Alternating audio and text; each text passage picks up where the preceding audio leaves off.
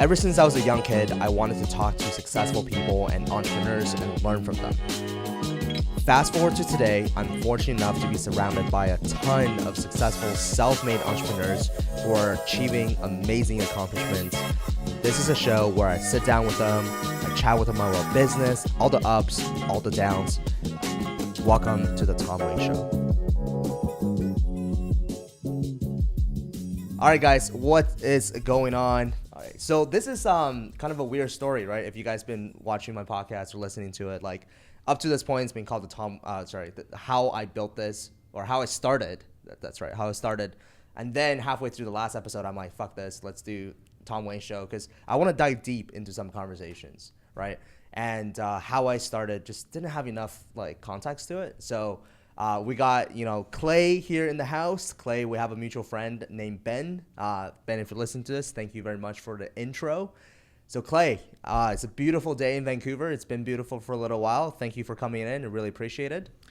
Yeah, what's going on, Tom? Thanks for having me as your first guest. Awesome. Well, you're the fifth, but we'll call it first. But Clay, for those who don't know who you are, and I met you one time. I'm not sure if you remember. It was at a pub after an event at CBC, I believe. But you might not remember. But Clay, for those who don't know who you are, you want to just give us a quick 1-minute rundown, Cliff Note version of who you are. Yeah. So my name's Clay. I'm Canadian from Vancouver, and I'm a bootstrap entrepreneur. I'm a father, and I run an e-commerce company that we've been growing over the last 6 years. So I don't come from a rich family or anything like that. I paid my way through university, played poker on the internet, took odd jobs, forest firefighting, bricklaying. And then I went into accounting, started my career in tax and audit. Did that for about 1 year. And then I got a phone call from my now business partner. And he's like, "Hey, Clay, so I've been listening to this podcast." And I'm like, "Oh, fuck, what is this? What's coming?" And he's like, "Did you know you could get access to the internet, move to Cambodia, live for $600 a month, get access to the internet, build a business online?" I was like, "I'm on the CPA track. I'm going to be an accountant. This is crazy. I can't do that." Which year was this? This was 2012, 2013. Wow, so the early days of e-commerce. Oh, yeah. I just started at my accounting firm, suiting up in a suit and tie, corporate gig, and just terrible. And I thought about what he said for like a day. And I immediately listed everything I owned on Craigslist. Wow. Started selling everything, and I started like financially forecasting. I was like, I got to save up some money. We're going to book flights to Asia. So I ended up continuing to work for 6 months. And then I had also set up like a YouTube tutorials, how to design a website, WordPress, whatever, and onlinevictoria.ca. And I said I knew how to design websites. I went to Yellow Pages, found every electrician, plumber, contractor who didn't have a site, made a direct mail campaign, sent it to them, started getting calls. First call was like an electrician. That was my first like entrepreneurial money.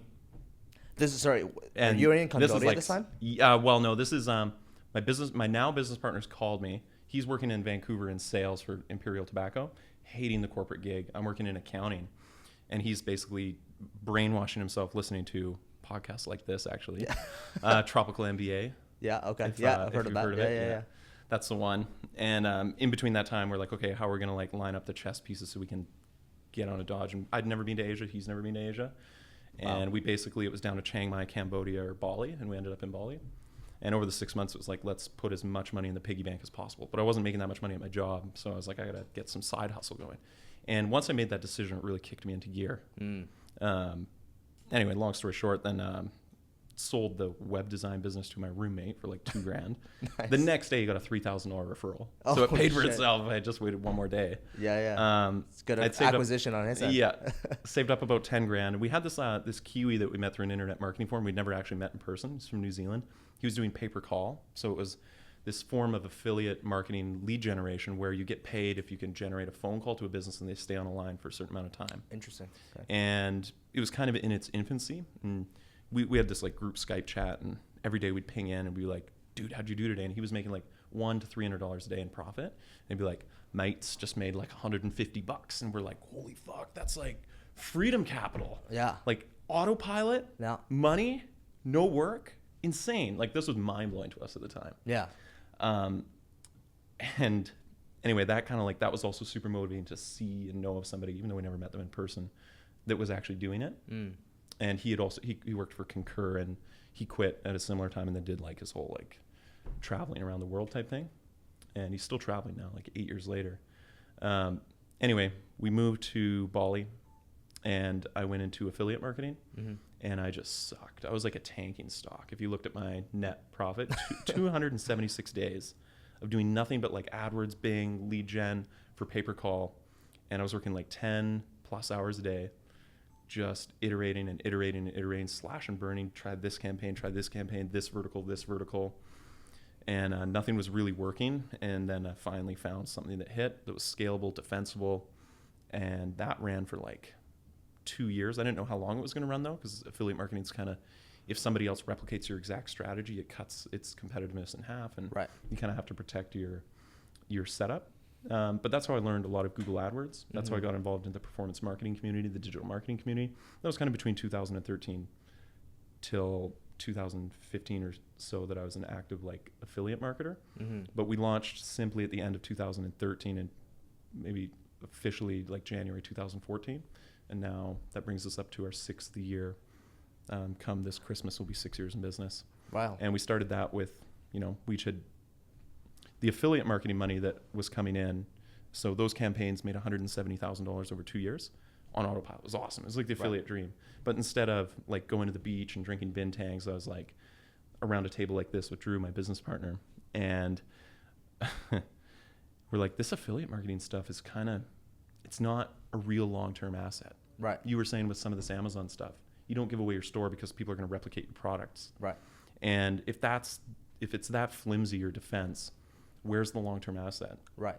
So for me, I looked at it. I always had the belief, because I was poor and I had no money, that skills are assets. So if I can't make money, I can build skills.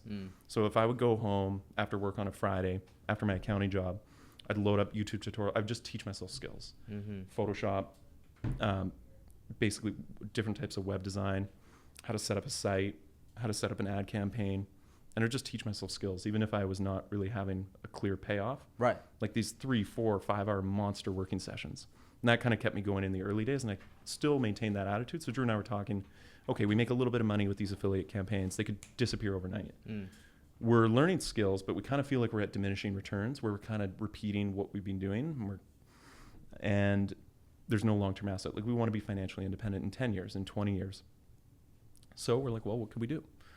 We need to get into a product business. We need to get into a business that lives in the hearts and minds of 100,000 people, because a brand that people know and love, you can't remove that from them overnight. Like, it's in their head. Right. So that to us was like a real asset that we wanted to build.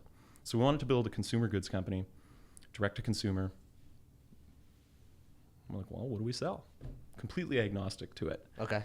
So sorry if this is complete side. No, let's get into 60 it. Second, but let's get into it. No, you're the best interviewee ever. I don't need to talk. But yeah, I mean, Simply is your business. Yes. For those who don't know, Simply, just tell them what Simply Yeah, is. so Simply is an e-commerce conglomerate, which really just means we have 3 sites. The biggest one is simplypleasure.com, spelled with an I. And it's an adult toy retailer. And where we're kind of positioning the company and where we're moving to is more of like an edgy lifestyle brand. At the bottom of it, we kind of came to the realization that, yes, we sell sex toys, but we just believe that people are human beings, and we're kind of disconnected from that. And our job is to help people feel good about being a human being. Help people have fun. Yeah. And that's what our job is right now. That's what we're trying to do. And over the last 6 years, we were bootstrapped for 4.5. Then we raised a little bit of angel money, and then we raised institutional capital this year. It was a fucking slog, and I'm sure we can get into that. Dude, I'd love to dive into that. And it doesn't help that me and my business partner are idiots. Like, we were so stretched for cash, and we were so burnt out, and it was our 2.5 year, and we were maybe a week or 2 away from insolvency. Wow. And I remember we couldn't get any credit, and we got one of these factor loans, which is the business equivalent of a payday loan. Okay. $10,000, but you pay some stupid 100% APR or something like that. And once that hit the bank, it was relief, oh my God, the business can keep running. But we were so at the end of our line, we booked flights to Vegas and we blew it all in 3 days. I was gonna ask you because you said you played poker. I thought where that wasn't even on poker. I wish I was playing poker. I thought that story where I was going is that I took the $10,000 loan. I went to Vegas, played some 2-5, 5-10, and then won like $100K, and that would have been a great story. But this is a pretty good story too. You know, the CEO of FedEx actually took $4,000 and then went to Vegas and gambled it. I do know that story. That's how he kept the company afloat. So you guys blew the 10,000. We blew the 10,000. It was a bad one. Funny story on poker though. Like poker's been really good to me. Yeah. I paid for my way through my second and third year university playing poker on the internet. Poker Stars. I did as well. Fuck yeah. But I did the BC. What's it? BC Play Now, because the game was really soft. Poker Stars, a lot of sharks on there. Yeah. There's definitely a lot of sharks. Yeah, but Play Now was because it's only BC, right? Yeah. You can't and Quebecois, which is like so. Yeah. I wouldn't even imagine that it would be fun to play right now in the current environment, like 2019. Yeah, probably not anymore. But back then it was a slaughterfest. It was a lot of fun. Anyway, continue. But that was a grind, right? Like once you learn poker and it becomes this game of patience and you're playing a bunch of tables, it's kind of, your work. And I wasn't that great, to be honest with you. I was making $25 an hour, like on my like win rate of big blinds per hour and the number of tables I was playing. But the way our university was set up is in the business program, all students have the option to go on exchange to Europe at the same time. I was 21 years old, 2012, the year before I moved to Asia. And I was going to Italy. I'd never been to Europe before, saved up a bit of money working that summer. And I landed in London and then was flying through to go to school to do my exchange in my fourth year university. And I remember being in Europe, first day, in London, first day, in a hostel, first time in a hostel. And there's, I don't know if you've been in a hostel before, there's like 8 bunk beds and it's not the great, I'm 6'5", and I remember being jet lagged and like 2 a.m., 3 a.m. Then there's like this fat guy snoring, this couple come in, they start having sex in one of the bunks and I'm like, fuck this, I can't sleep, I turn the lights on. Yeah. The couple that's having sex, I throws a blanket over them and like I grab my backpack, all my possessions, and I start walking the streets of London at like 2 a.m. Wow. And I get to Leicester Square and I see this big sign that's like Empire Casino, poker room 24 hours. And I'm like, oh, fuck yeah, I play a little poker. People will be tired, drunk, falling asleep. I'll go play some poker. And I go and I sit down at the table, go to the ATM, take out 100 British pounds. I only had $6,000 to last me 5 months in Milan, in Italy. The economics didn't make sense. I was going to run out of money and have to go home. Right. Yeah, it was terrible. And anyway, the part of the story I leave out is I get felted immediately. Run back to the ATM. I haven't been in Europe for 4 hours. I'm already gambling, running to the ATM with what little funds I have. Yeah. And have you played in casinos, cash games before? Yeah. You know the bad beat? Yeah. No way. Yeah, fuck yeah. How much? I have 4 or 5 clubs. 6, 7 comes out. 7, 8 comes out. The 6 comes on the turn. All of clubs. I make the straight flush. Someone had the higher end. All the money goes in. The other guy had the higher end. I put my cards down, realized I lost. Yeah. But somebody was like, bad beat. And they all start like slamming the table and like high-fiving. This guy beside me, he grabs me. He's like, mate, you just won $100,000. No way. You won 100,000 pounds. No, I won $68,000. Canadian. Yes. Okay, because the bad beat he looked at the whole jackpot and he's like, 100,000. Right. But I just remember this guy like shaking me and I was like, I bought in for $100. And you had no idea, like you knew what was going on. Well, because everybody divvies up the pot, so everybody's super stoked. Yeah, and the other guy gets the loser gets 50%, the other guy gets 35%, and then the rest divvy it up. And dude, I was so stoked. So this was my 4th hour, or like 5th hour in Europe. Dude, you should go back to the hostel, give the guy who is snoring some money, give the couple who has sex have some money, because if it wasn't for them, you would have ended up there. You would have been like had a pretty good night's sleep. Yeah, dude, that's crazy. That's an insane story. The closest one I got to Bat B was actually walked away. I was losing so much money on this. It was like a 1-2 table back in the day. I was losing so much, and I was like running until, and then I lost like a pretty bad beat, not a bad beat, but I got up and I went to another table, but the cards didn't change because someone replaced me immediately after. He didn't hit the bat beat, but the table hit the bat beat, and the table share alone was like still a few thousand. That was the closest that I ever gotten to bat beat, and you can imagine that's a painful one seeing that. Well, you can imagine how tilty I got after because I was already on tilt, and then that Yeah. happened. I was like, fuck this. Yeah. That's so funny. Okay, dude, let's talk. Let's get it. That's a crazy story, man. That's insane. Let's talk a little bit about your business. Sure. You know, you have this sex toy company. I know that you said you're Clay, and then your partner Drew. Mm-hmm. He said, "Hey, who came up with the idea of sex toys? You or him?" So we're sitting around a table like this in Bali. We both Yeah. have our affiliate marketing. We're both making some money on the affiliate campaigns, and they're kind of on autopilot for a little bit. Yeah. And there's two origin stories of how we got started. Number one is all the way back to 2011 when I was in accounting at UVic. Drew was in the entrepreneurship program. And the way the entrepreneurship program is structured at UVic is in your final semester, you have to band up with 4 or 5 students. There's no classes. You just start a business. And you have 4 months to make money. And at the end, you got to present to the dean of and like all these well-to-do members of the business community in Victoria. And basically, Drew got put in a group with these 4 other guys, these 5 guys, and they were like the bros of the program. Sure. And one of them knew a lady in Victoria who had a sex shop, and she retired, and she had $10,000 of inventory in a storage unit. And one of them approached this lady and said, "Hey, you have $10,000 of inventory. We'll sell this on consignment." They struck an agreement with this lady who was retired, and then they went to Pride Parade. They held passion parties. They set up a site. They failed in every attempt to try to sell these products. They made a little bit of revenue. Their costs were like blown out, and then they wrapped it up. But they presented to the dean of the faculty, and like it's become like ethos at UVic. Oh, interesting. And that was actually the idea that got us kickstarted into it. And the second piece was I was in a hostel in Iceland shortly after I'd won all that money, and I traveled. Of course, now you're traveling the world. You're balling out. And Hitting up casinos still, or no, not really. you should make I that. left on top, Dude, you should make that like a ritual. Every single time you go into a new city, you should go to the casino for the first couple hours. I probably should, yeah. I mean, damn. Anyway, chase that high. yeah. Like, you were in Iceland. Yeah, I was in Iceland, and I see this. The thing about Iceland versus like I've been to hostels in like Bangkok, Toronto, and Iceland, like all over the world, and like the affluence or the cost will determine what types of people go. So when I was in Bangkok or Toronto, it's like lock up your stuff. They're good people, but people that might be in a situation where they're out of money and like you don't want to leave like your DSLR camera or your wallet, you might get robbed. Right. But in Iceland, like it's $200 a night to stay in a hostel. Wow. It's so expensive that everybody who's there has made a really big point to go there. So there was like a writer for Wimbledon. There was some digital nomads. Like everybody kind of had their shit together.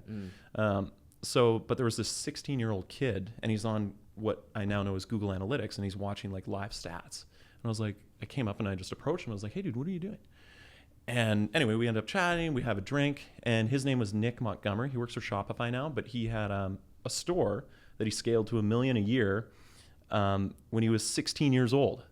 Is shelfies.com. And we ended up hitting it off, and I'm like, "Dude, like, how did you get started? Blah, blah, blah. That's amazing." And we ended up just staying in touch. So now Drew and I are in Bali, and Drew's had this experience where he's been introduced to the sex toy industry. And I've had this experience where I bumped into this successful, younger than us e-commerce guy. And we had invited him to Bali, and he comes to Bali. And I really feel fortunate that I had, both with affiliate marketing and with e-commerce, somebody who had done it on at least a small scale, enough to start a spark and to kick us into gear, and who was willing to talk to us about some of the both psychological and actual problems we were facing. So, the Kiwi, the New Zealander who helped us in performance marketing, he was there like along the first months as we were getting started.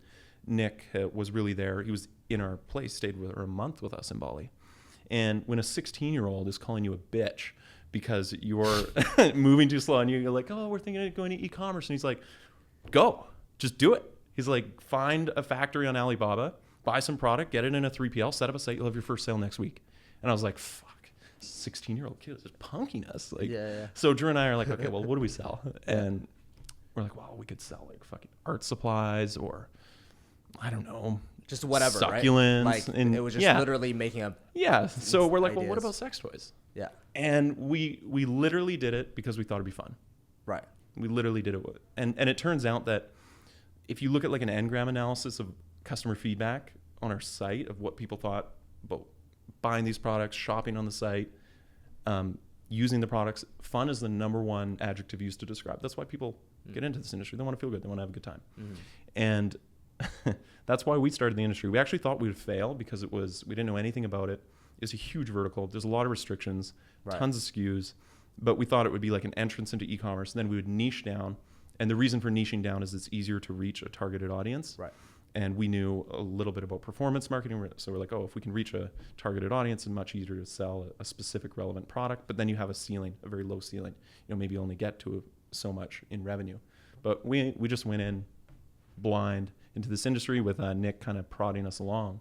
So we set up a site. We basically crowdsourced designs, like 99 designs for our logo. So we spent $99 on the logo. We incorporated federally because Drew and I are both Canadians for $100, which turned out to cost us way more money down the line when we had to professionalize. Okay.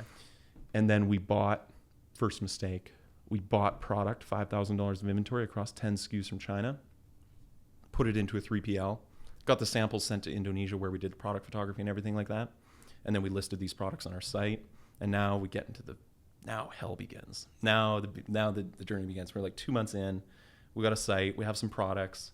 And we start doing what we did on affiliate marketing, which was send paid traffic, Google ads, Bing ads. And we're sending all this traffic to our site, and people just aren't buying our shit. And we're looking at, people aren't even really clicking on the add to cart page. And we're looking at them. I look at Drew, we haven't even made a sale. And what was the problem? What was the problem? Well, we had sent like 500 users at $1 a click and like just a few add to carts. So we didn't even have a 0.2% conversion rate. 500 clicks, not even one sale. Right. And what we realized is, well, actually maybe I'm compressing this because I kind of put this out of my memory. This is a terrible period. Keep in mind, like we're now sinking money like in our living expenses. We're like looking at this e-commerce store that's not making any money. We're kind of spending money on ads. And we literally had on the wall written like traffic equals money. And then it was a bubble. And then all of these other bubbles pointed to it were like Facebook ads and like this and this. And like we literally, when I say we tried everything, I really mean we tried everything to get this off the ground. In 2014, you could spin up Tinder emulators.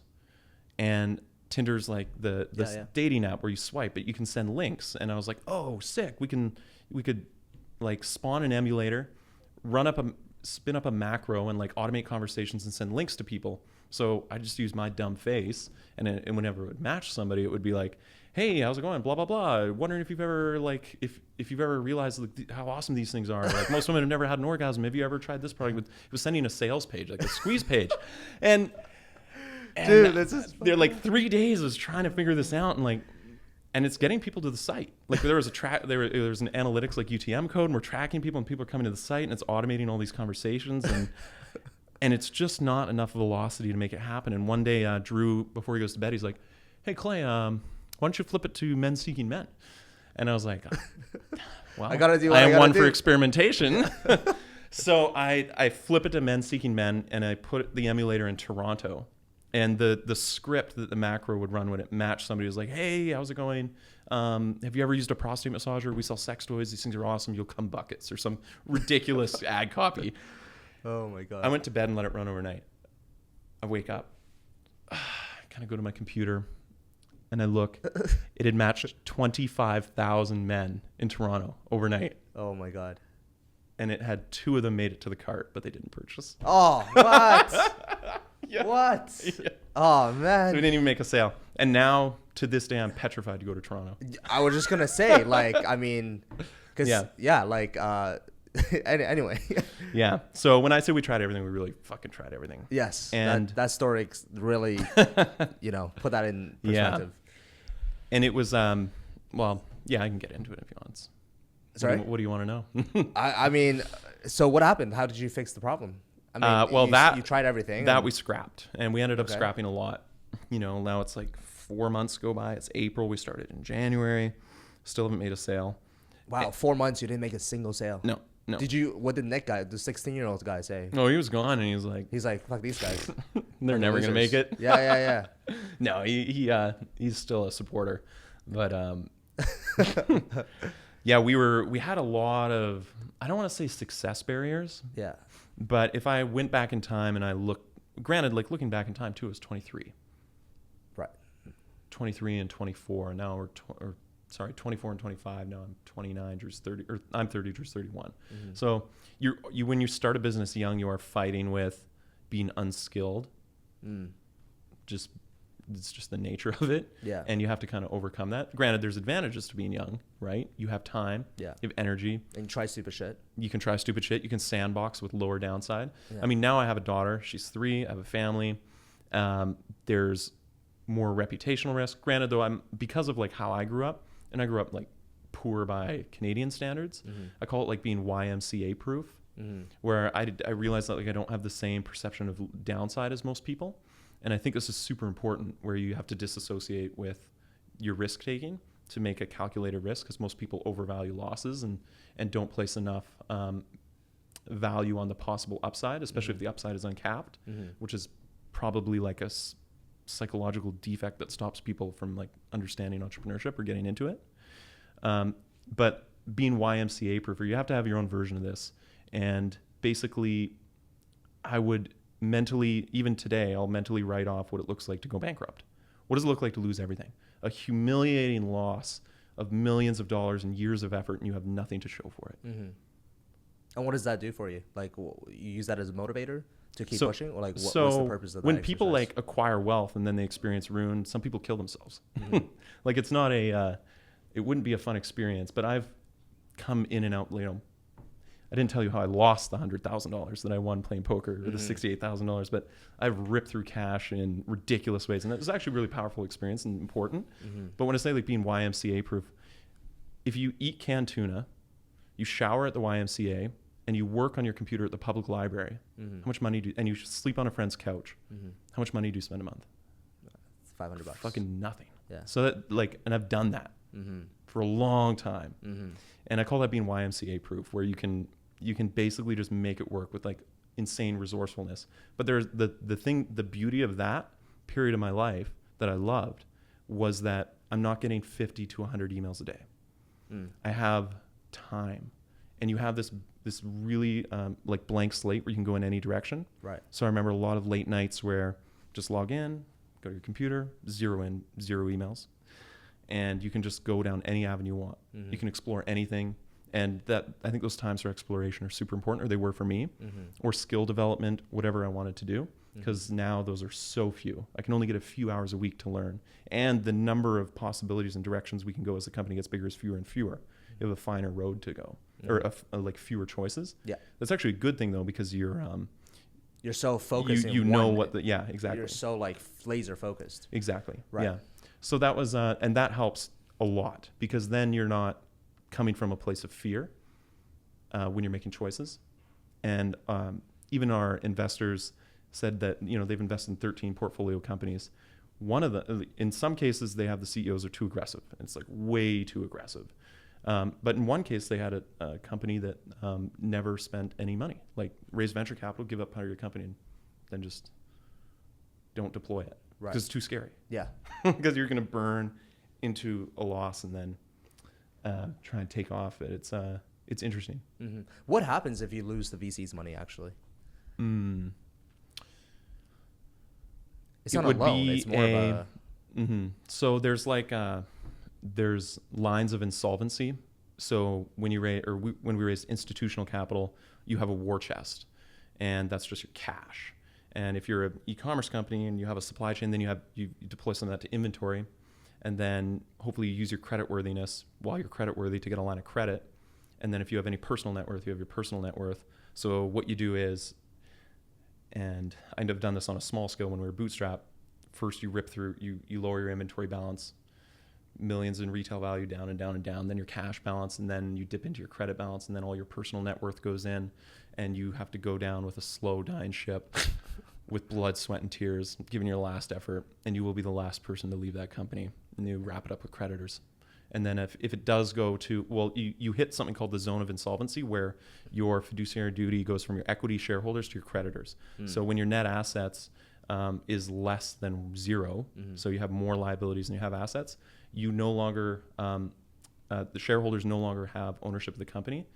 Creditors have the priority of claim. Right. So what would happen then is, and our attorney was explaining one terrible case of a company that like imploded. They had no cash, and they basically had to get all of the creditors and shareholders, message them all and say, this is terrible though, by the way. Hopefully this never happens to anybody. Yeah, I mean, but this is real. Like it has happened to people, right? And you say, look, we're not trying to screw everybody over, yeah, but we're at the end of it. We have nothing, almost no cash left. Basically, we're trying to look for solutions right now. If you're not willing to take part in that, then you won't be eligible to help us like recover what we can. And then we get all creditors, all shareholders on board, and then you go to like a liquidation process where you try to maximize the value through liquidation. And then usually it's like going to people you owe money and saying, hey, look, we're wrapping everything up, but we can pay you 20 cents on the dollar. And then you can actually like get a lot of stuff off, and everybody can actually come away walking away with some money. Right. That would be the most responsible way I know, and that would be like over years of. That would be a terrible process. If it was millions of dollars that you were losing over years, that'd be terrible. Yeah. Let's. I want to ask you, because earlier you said you have 3 websites. Mm-hmm.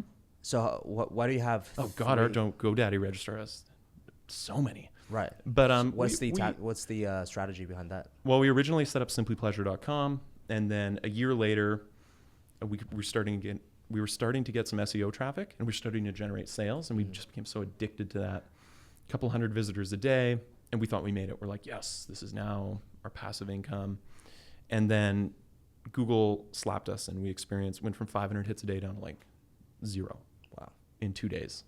And we were just devastated because that was our only source of income, really. And then we thought that something was wrong with Simply Pleasure. Maybe we did something in the adult industry, or we got a link we didn't know what we were doing either. So we set up another site, mybedroomspice.com. And that one was supposed to be the one that took off. We thought that would be the brand that took off. So now we had 2 e-commerce sites, kind of same model, running in parallel. 2 different brands. Okay. Different copy, same product mix, but same supply chain. So we thought there may be some economies of scale. It turned out that My Bedroom Spice was just like the child we keep under the staircase and perform experiments on. Okay. And we'll like test apps. We'll test things. We use it as like a staging site almost now at this point. Got it. And so that one wrapped up. And then another one, simplyplay.com, because we don't think we did a very good job naming Simply Pleasure from like a brand naming process. It was just like throwing names around. So there's a Simply Pleasure with a Y in the UK, and our site, we don't believe that pleasure should be in the name. It's but we weren't even thinking about this in 2014 when we started. Yeah. And that's kind of the process we're going through now. So in terms of the revenue, for those who are listening and watching this right now, can you talk to us about your growth trajectory from like first 4 months you made $0, so I know that. So what happened after the first year, second year, maybe like this year, like how monetarily, how much do you scale? Year 1, about $50,000. Year 2, $750,000. Year 3, $2 million. Year 2017 was about $4 million. 2018 came out at about 7.5 or 8, and then this year will come out over 10. Wow, so you're growing nicely. Yeah. So how did you scale? Like what would you say your biggest going back to the first year? So 50,000 to 750. That's a huge jump. Yeah. So 750 in fiscal 2015. Right. And we lost money on that. Oh wow. Yeah. You lost money on that. Mm-hmm. We had a negative like 4% margin, comprehensive income. Can you talk to us a little bit about that? Like, was just spending too much money on ads, or what? Well, yeah. So we had no physical. We didn't own the products. So when I say when we started at the very beginning, we imported products from Alibaba, and then we put them into a 3PL, but we only had 10 SKUs. And we're sending all this traffic to our site, and the problem we realize is, people want to buy. They want to shop. We're bidding on these commercial queries that are not specific, like, I don't know, sex toys for men or sex toys for women. And they hit the site, and you can see on their search bar queries, they're searching for like hundreds of different product categories, and we didn't sell any of them. So we're like, we got to add hundreds of products. So we found dropship distributors. Right. And then we looked at their product catalogs, and we used a process to add products to the site. So we added several hundred products, then we added categories, we mapped it all out. And then all of a sudden we're converting traffic. But the way that these dropshippers work is it's a negotiation thing. They don't want to give you the best rates. So you have to achieve economies of scale. And we had to, basically our pricing sucked. We're just getting slaughtered on credit card processing fees. We're swapping Canadian and US currency at unfavorable rates. We're making stupid decisions with cash. We're getting terrible pricing. Our cost per click is really high on ads. Even with all that, we're not taking a salary. Yeah. All of my affiliate marketing campaigns were still running at this point. Got it. And they were driving in about $10,000 a month. That was all going into the business at this point. And yeah, that was terrible. So 2014, no profit. Like made 50,000, spent 120,000. Right. So now we're negative 70,000 in the hole. 2015 made 750,000, lost about 35,000 or so. 2016 break even on 2 million revenue, kind of break even. Wow. And then 2017, 4 million, and there we made like about 200 grand. Wow. And so we didn't take a salary for 3 years. And we worked 3,000 hours a year. Right. So we worked 9,000 hours and took zero and put in $130,000. Yeah, the math sucks. Yeah. Really shitty math. Yeah. Damn. So what kept you going, man? Like, I mean, if you just laid out like that to a normal person, be like, hey, here's what I did. Like, would you do this? People will be like, no, thank you. I'd rather get a job at McDonald's for $10.50 an hour. Yeah. So what kept you going? Like, for me, I had a failure's not an option mentality. So that's super important. Like I was not going to go back to my job at an accounting firm, like at all. Yeah. So I was going to go down with the ship. Even today, I'll go down with the ship. So I would do everything in my power to the point of pure physical exhaustion. Like I wasn't going to give up. Granted, to come back to the point, like when we started, we knew it was going to be hard. We knew we were going into an industry where we were going to fail, but we had invested so much that we're like, it's kind of hard to scrap it now. Yeah, especially the revenues coming in like 2 mil. And the revenue's coming in, exactly. So yeah. we could see, like, I remember sitting down with Drew in like late 2014. I was like, we need to quadruple our conversion rate to break even. Wow. I didn't know it was going to take us 2 years to do that. Mm-hmm. What would you say the biggest factor is when it comes to quadrupling your conversion rate? So what are some of the, like, let's say some of the tactical things that you guys did when it comes to increasing conversion rate? What was like the number one factor you guys, was that aha moment? Oh, there's so much. For us, I mean, the most obvious one was we added more products. Mm-hmm. So sort of search mendizing. Look, and you can do this on Amazon too. I don't know if you can get access to the search queries, but what are people searching for that is not found on your site? Add that product. And have you seen like the Fire Festival documentary? Yeah. Which one? The Netflix one? The Netflix one? Yeah. So we're like the Billy McFarland of sex toys, where we would bid on keywords that looked commercial and send those people to our site, and we wouldn't sell the product.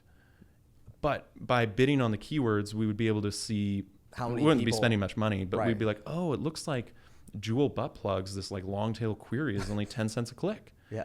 That sounds like a commercial query to me. And then we would go and we'd find either a boutique or a large distributor had those products, add those products to our site, crank the bids, and we'd plug in like one ad group to one landing page to one set of products, and all of a sudden that would be making a conversion every other day. So were you doing this all yourself? Yes. Like you and Drew? For the first year and a half, it was all us.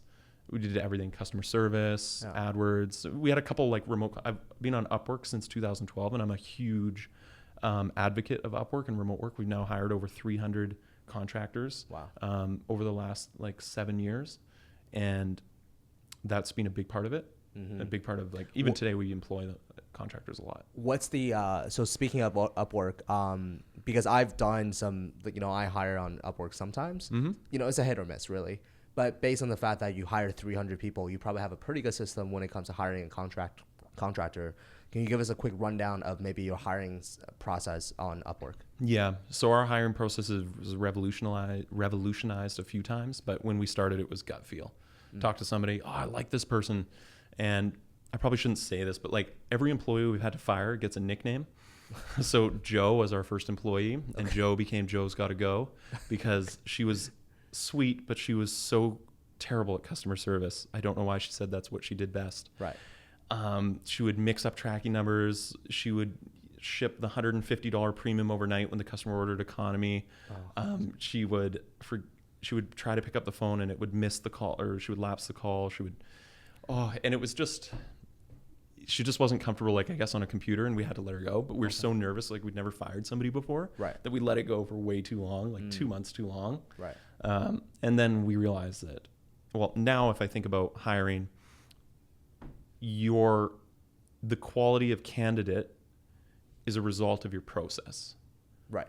So I don't actually get involved at at the resume sorting stage. On Upwork, they allow you to do questions, like up to 5 questions, screening questions. Those are super valuable. And then also our product descriptions are written like sales copy. So we recently hired a BI engineer, data scientist, and it just says BI or this is love that data, period. BI automation for an e-commerce company. Love that data is right in the title. And it's like low stress, easy job for skilled candidate.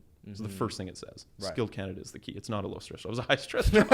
But it's for skilled candidate. And then boom, we go into it and we talk a little bit about the company, what we're doing, where we're going. And then we don't say we're in the sex toy industry because we say unique industry, curious industry, must be open-minded and have a good sense of humor. Or everybody on our team is open-minded with a good sense of humor, and already people are like piked. Their curiosity is piked. Then you have your job description, what you need, and be really specific. I think that's super important. Screening questions, and then for us, it became a game changer when we had worked with maybe 50 or 100 people, and our rating came in. So we have a 4.98 rating on a 5. That's by contractors who have rated us as a client, and I'm really proud of that because we do treat people really well, even if they're remote. And once you have that rating, if you reach out to somebody, when you have no history as a client, somebody who's a professional or the higher tier of skilled candidate, A, they're not looking for jobs actively, and B, if you do, hey, you applied to this job, they're not going to spend the time to go through your interview process unless they see that you clearly have spent money on the platform, you're clearly a good client to work for, and you've baited them with sales copy.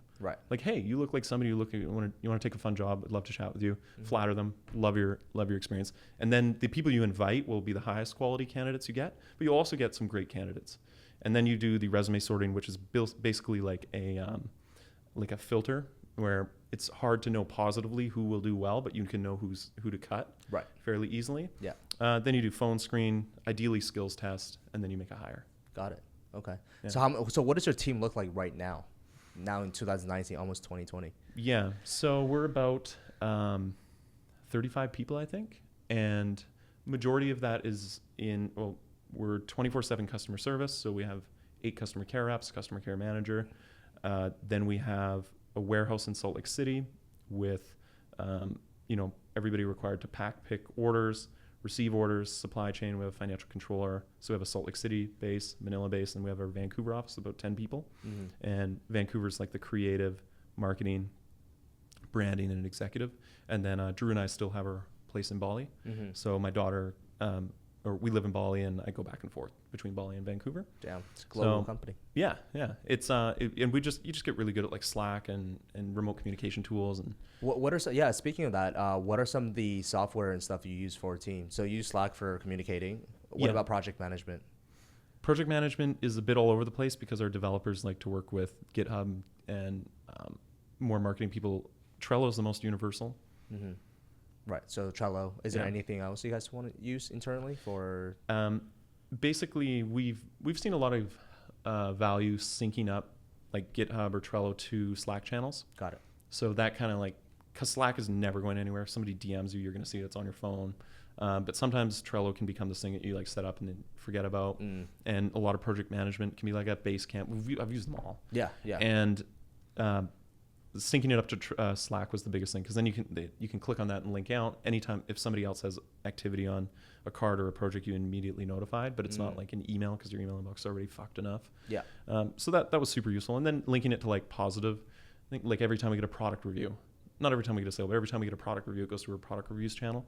In our industry, the product reviews are fucking hilarious. So it's like an endless source of comedy. I bet. Yeah. What's the funniest one? What's the one that stand out to you the most? Amy, this customer care rep that we hired in her they do 2 weeks on doing tickets and then they go on the phones. This wasn't a review, but this was the most hilarious case. And the first customer that called her was like this edge case where he's like, hi, and we had the call recorded. I have it in an archive somewhere. He's like, hi, I ordered the Doc Johnson inflatable butt plug and it popped in my butt. And Amy's online. This is her first customer service call. And she's like, my God. Oh, well, you need to decide if you need to go to the hospital. and the guy on the other line is like, no, it was rocking. I just want another one. And she sent him another one. Oh my God. Oh my God. That was her first phone call. And after that, I think she was traumatized. Yeah. It's just like, hey, can I not get on the call? Yeah. Just answer emails. Dude, that's hilarious. Let's talk a little bit about raising money. Sure. I love to know that because, with everything that I've done, it's all bootstrapped as well. I started this Amazon business with me and my girlfriend with, I think, $15,000. And, we just literally no money, like no investors' money, anything. So I don't really have a whole lot of experience in raising money. Can you talk to us a little bit? Earlier you said, okay, you bootstrapped. By the way, I loved your intro about I'm a bootstrap entrepreneur. Let's change the title of this podcast to Bootstrap Entrepreneurs going forward, okay? I'm just kidding. No, too soon. But that's actually I love that. I'm a bootstrap entrepreneur. I've never heard of that before. I love it. Scrappy entrepreneur, bootstrap entrepreneur. And then you use your life savings and everything to invest in this business. Then you did angel. Mm-hmm. No, friends. It was like affiliate marketing on the side, random consulting for AdWords. But yeah, it was the affiliate market. So it was side gigs. Okay. A lot of side gigs. Mm-hmm. And then, my personal savings. Mm-hmm. And then raised $50,000 off a broke student. Okay. So people I went to school with, someone into law school. And in law school, you have like an insane credit rating. He had rich parents. And I was like, hey, Jer, what's your interest rate on your loan if you went and got a student loan? He's like, I don't need it. I was like, what's your interest rate? He's like, 1%. I was like, we'll pay you 20% on that. Wow. So he went out and took out $50,000, lent it to us, and then we just paid him the interest perpetually. Wow. For like 3 years. So that got us $50,000. Granted, he was making like $800 a month or something like that in interest payments. Right. But that got us $50,000. Yeah. Then we revolved charge cards extensively. Okay. This is terrible advice. Don't do this. But default on all your personal credit. Just take it all in and just default on all those motherfuckers. You did that? Yes. So your credit rating right now is I can't even get a $300 Capital One. Holy crap. Yeah. they won't take my credit rating. Like I go in banks and alarm bells go off. Oh my God. So I had a student loan like $17,000 through a bank. It was an unsecured student loan. I don't know why they gave it to me at RBC. And I had also had like a credit card and just like $2,000. And that had kind of got me through a little bit. And basically I stopped paying the interest payments on it because we didn't take a salary for 3 years. Yeah. Like things got tight. Yeah. And I remember logging into my online banking one day and the student line of credit just disappeared. And I was like, oh, that's cool. I guess I don't have to pay it. And then a couple months later I log in and then I don't know why I was logging in. There's $0 in my bank account. I have a maxed out credit card and a student loan that I can't even see anymore. And then the credit card disappears. I'm like, oh, cool. We were in Bali at the time. And when I came back to Canada, it's so stupid, but all my mail was going to Drew's parents' house or my co-founder's parents' house. And I can see these like creditors like just collecting and like opening. It's like January. It's like, oh, you better pay. Otherwise bad things will happen. Pay the full balance. And then 6 months later in June, and like open, it's like, okay, you better pay, but we'll let you pay 70 cents on the dollar. Open another one a year later. They're like, okay, you can pay 30 cents on the dollar. We'll wipe the whole thing. So they will do that. They'll come down and come down and come down. Uh-huh. So and then you can pay it off, and then a year you can prepare a credit rating. But fuck, I still haven't paid it. Oh my God! So that'll get you some free cash. That'll get you some free cash. Okay. Don't do that though. It's really bad idea. Do not do that, guys. Accept no liability for stupid decision making. There's easier ways. There's ways. There's better ways. A lot of revolving credit cards. A lot of just being really intelligent with our cash flow cycle, and it helped to have scaling revenue. It really is awful once you're scaling revenue and you have a dip, because then if you've been running it tight, your working capital is so tight and your cash conversion is so tight, but now your revenue dipped. Your revenue is like feeding the churn on your cards, so that's not fun. And then one day I was in a sauna in Bali in 2017, and then friends and family, like short-term bridge loans, like nothing more than $50,000, and we always paid them back. We've never defaulted on a friends and family loan. Yeah, an institutional loan. Another story. I will pay it. Yeah, I just can't find it. So, yeah, I met at this guy in a sauna, and he was a retired guy, CEO. He's probably rich, and I'm telling him about my business and telling him some of the stuff we're doing. He's like, he was on Aussie, and he's like, mate, have you ever thought about like raising capital? And I was like, raising capital? I didn't know anything about the world of like angel investing, venture capital, or anything like that. Yeah. And he's like, come over to my villa and pitch. was like, pitch. Okay, cool. So we exchanged contact details. Turns out, yeah, he's a retired mining guy. Was CEO of a company, and he retired when he was 50, and he just does angel investing and things like that. And I started looking up like, okay, well, how do I pitch? And I was heading to the guy's villa 2 days later. So in that 2 days, I made I went into Word and I put a chart that showed our revenues, which was a nice up to the right graph. And then it had a wall of text. And then it had some figures and appendices on the back. And I had this like text document, 6 pages that I printed out. And I go to this guy's place, this gorgeous villa. And he puts his glasses on and he looks at it. He's like, mate, he doesn't even look at it. He doesn't even look at the chart, and he just scribbles all over it like this. He's like, no. And then we just talk for a little bit. And he's like, you got to make it. He's like, and then he throws up a slide deck. And I'm like, oh, slides. Yeah. Slides. And I'm like, oh, so go back sexy, to drama. Man. Yeah. And I go back to drama. He's like, come back. I got a good feeling about this, Clay. I see something. And I got to give this guy credit because I ended up going back 6 times over 2 months, and he kept coaching me. And then I went out to approach angel investors. The second time I went back, I had slides, but I had 75 slides, and I spent like 80 hours preparing. It was way too much information. It took 3 hours for us to get through it. To fast forward, the deck that I raised $7.6 million of venture capital on was 10 slides, Arial size, 48 font, no colors. Wow. That's it. So wait, you raised money with VCs? Yes.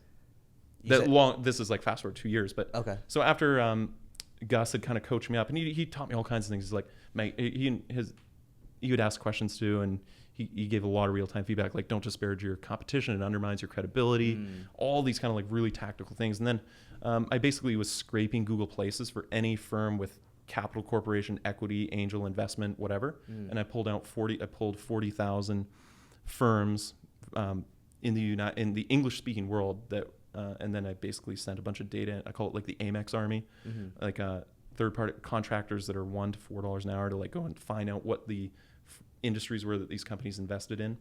Anyway, I found this through the network, this one guy on LinkedIn and this company, the site Carta Ventures, who you may know. This is Maytab. Right. And the site said, we invest in companies in the musical instruments industry. I was like, fuck, close enough. And I sent him off the and he was hot on it. And he was like, yeah, you should. Oh, so that's how you guys met? That's how I met Maytab. Oh, wow. Through a cold LinkedIn outreach. And LinkedIn was getting like 4 times the response rate as email at the time. And I flew back to Vancouver and I pitched. And this was after pitching a bunch of different people, a lot of remote pitching. What I didn't realize is that if you're raising more than a couple $100,000, you have to get on a plane. You have to look them in the eye. Right. And he co-opted with another investor in Salt Lake City, Utah. They did diligence. We closed that deal. And then we raised debt through, we needed to raise more money. Then we went into a warehouse. So we're not trying to get off the drop shipping model, move into a warehouse.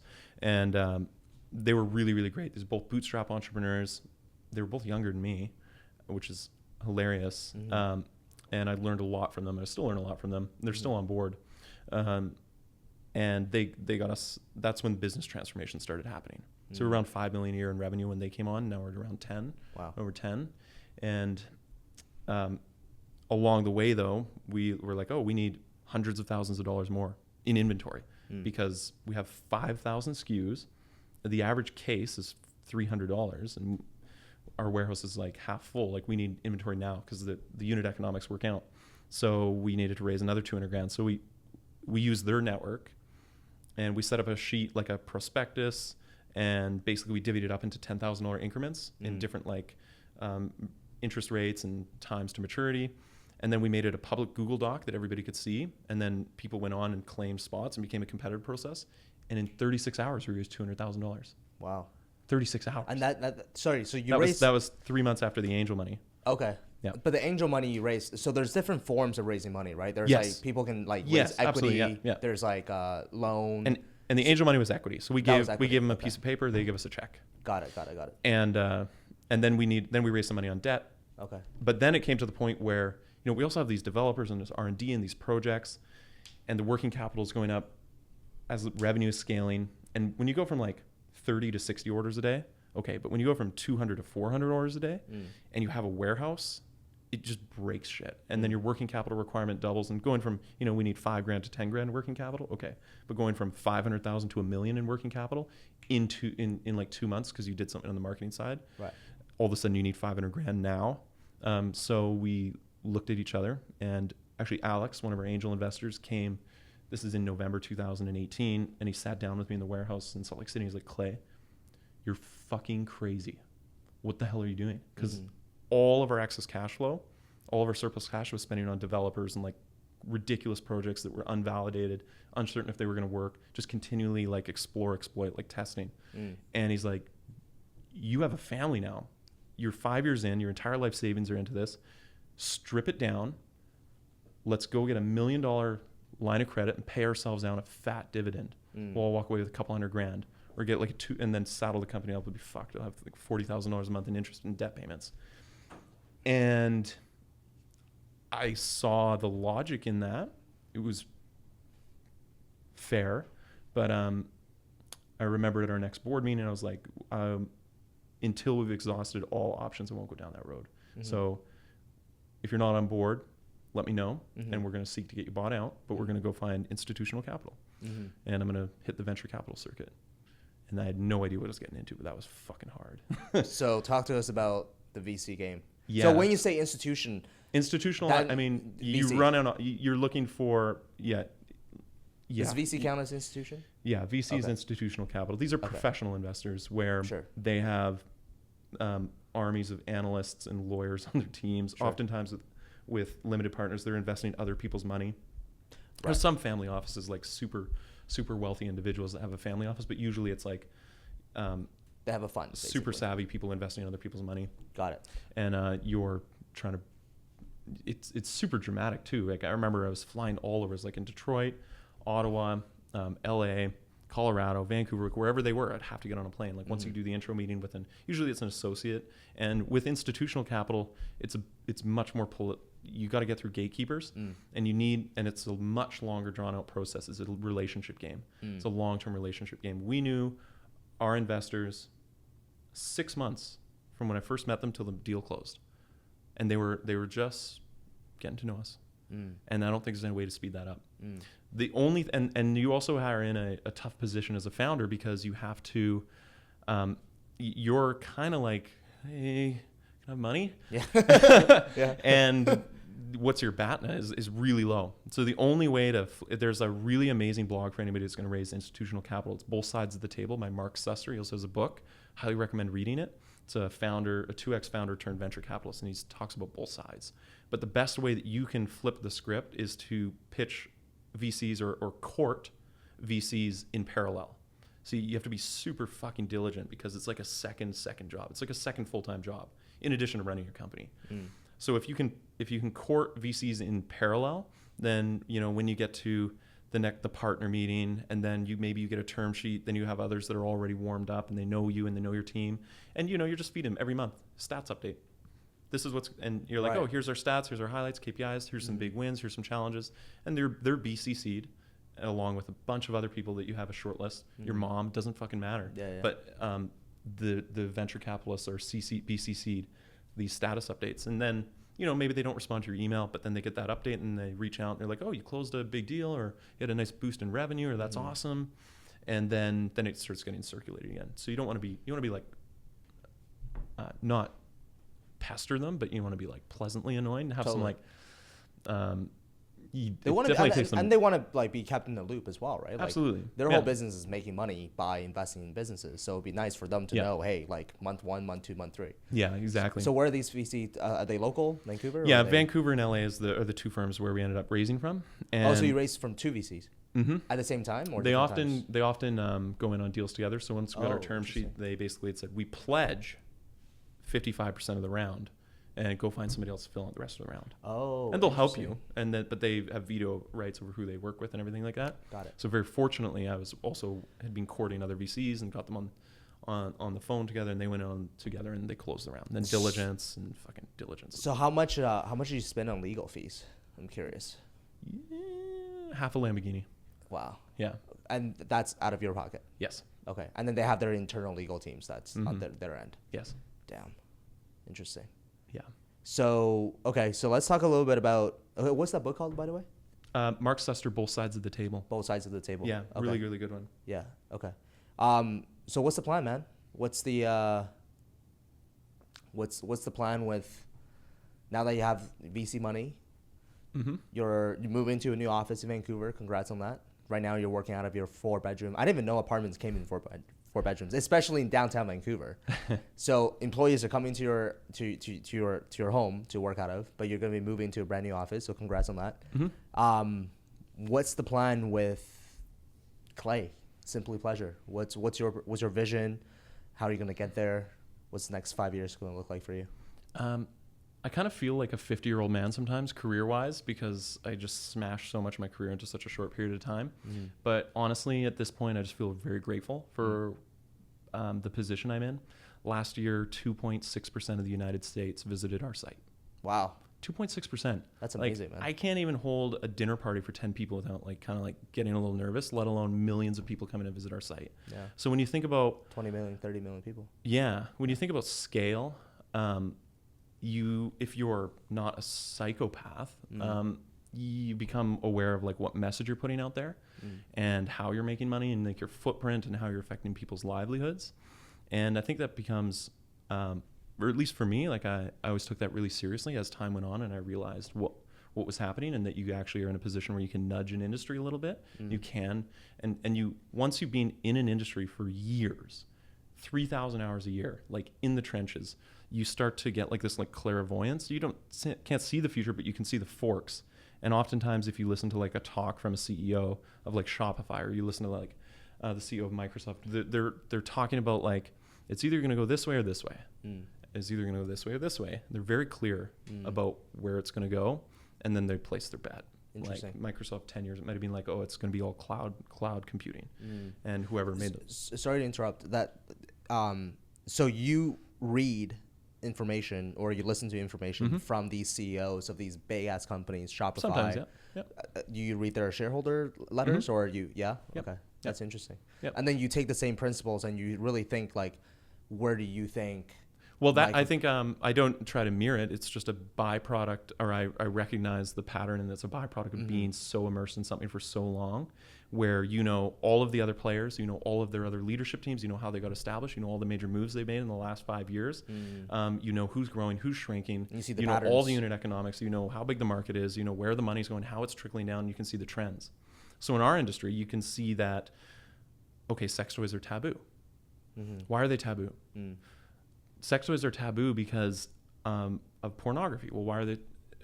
Back before the internet, pornography was sold on DVDs, in shops, and on magazines. That's also where sex toys were sold. It was the only place where payment processors would transact. And then the internet comes out, wipes out the pornography industry, or the magazine pornography industry. And what's left is you have these seedy shops that are now making all their money from toys. And this is in the 90s.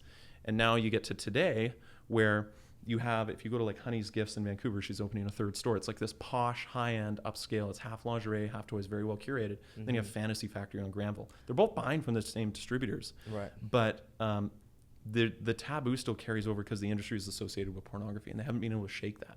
And I don't think they ever will. But now you see the emergence of self-care, personal care. And this is the Trojan horse to get these products into the mainstream. Walmart and Target just added sex toys to their line. Wow. And this year, and they're doing it under the guise of self-care, treat yourself. Right. So it's a new category that requires a new definition. You can get rid of the stigma associated with it. Wow. And I could never say that was something I could have predicted. So I'm in a fortunate position to be able to capitalize and have some influence on it. But at the end of the day, what we're trying to do is help people feel good about being a human being. That's our job. That's what we believe in. And the narratives that have been painted, if you go and you buy a sex toy for yourself and how do you feel about yourself? Do you have the narratives that the mainstream is going to paint are all bad. Right. In how you feel about yourself, what will your close friends and family think? If people at work find out, what will they think? And how does this place you in the wider community as a whole? And if our photographer in Salt Lake City is I was looking at fleshlights, but what does this mean? I'm a trucker or a pervert or a couple is using sex toys. Does that mean you're dysfunctional or something's wrong with you?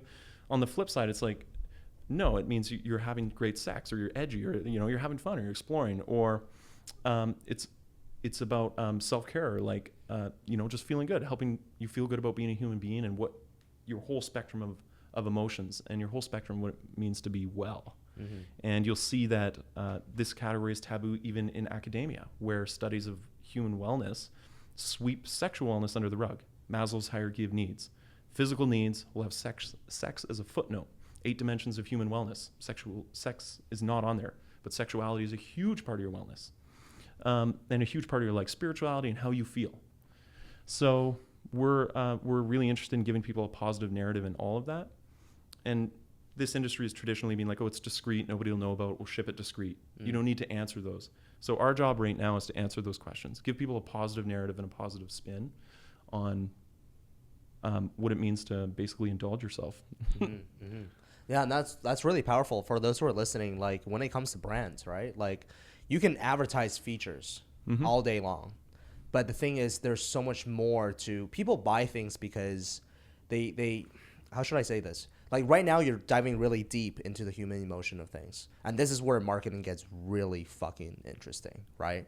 The way you describe your company wasn't, hey, I sell sex toys, because it sounds like such a commodity. What you said was, we want to make people feel better about themselves, right? And if you can understand any books that you recommend, it seems like you're a big reader. Any books you recommend on kind of that deeper level of marketing at all that you can give to people? Because that's a big job you guys are doing. Yeah. That's a big job. Yeah, it's been super exciting, and I can't take credit for it, though. Mm-hmm. Like, our investors have an extensive experience in consumer goods and branding, and we've got to, I have to give a shout out, like our VP of brand, Katie, is unbelievable. She's wicked smart and has an amazing savvy for this kind of thing. Mm-hmm. And then we've also engaged an agency partner to go through our rebrand, and they're all like, these are the best, smartest marketing and branding minds. And I've just been like, feeding them the data that they need, and it's been an awesome process. How did you meet Katie? How did you hire referral her? through our investors? Oh wow, Yeah. Okay. So that's another thing that investors can do for you, right? Mm-hmm. That they have such a big network of. You do have to be careful though with like high profile people when you get referrals from them. Like, hey, it's somebody I think you should interview. I learned that there's 2 types, because these people have people asking them for favors all the time. But then they also have ideas that are good ideas, like, oh my God, this person would be perfect for Clay to work with. Right. So you have to filter between somebody's calling in a favor, and it's like, oh, I'll get you an interview, versus this is something he's trying to set up, or something the investors are trying to set up that they think would be good. Interesting. Yeah, that makes sense. Damn, man. Dude, I wish I can have all afternoon talking to you, but this podcast has been over an hour. Cool. And I try to cut it off then. Clay, is there anything that, I guess the last question I want to ask you is what would you tell the 23-year-old Clay who's in Bali, who's 4 months in, not making any money at all? Like, if you can look him straight in the eye right now, what would you tell him? It's all good. Just appreciate it. Yeah. Yeah, appreciate the whole thing, even when it's really, really hard. Mm-hmm. Mm-hmm. Yeah. It's a long journey. Yeah. There's ups, there's downs, and at the end, it's all going to be fine. Yeah. Yeah, that's good. I love it. That's awesome. Well, Clay, I appreciate you coming on to the show, man. That was an awesome podcast. I don't want to say that was my favorite one I've done, but I'm going to say that was the favorite one I've done. Cheers. And I really hope the best of success for your business. And actually, one more thing. For those that maybe want to get in touch with you, I know you got tons of emails. LinkedIn, how can people find you? Clayton Ferguson. You'll know because it just says sex, all caps, in the very beginning of my profile. Perfect. Yeah. I'm gonna creep you on LinkedIn now. All right, brother. Thank you so much. Cool. And for those who are listening, feel free to leave a review if you're listening to this on wherever you listen to this. And we got more good content coming your way. Until next time.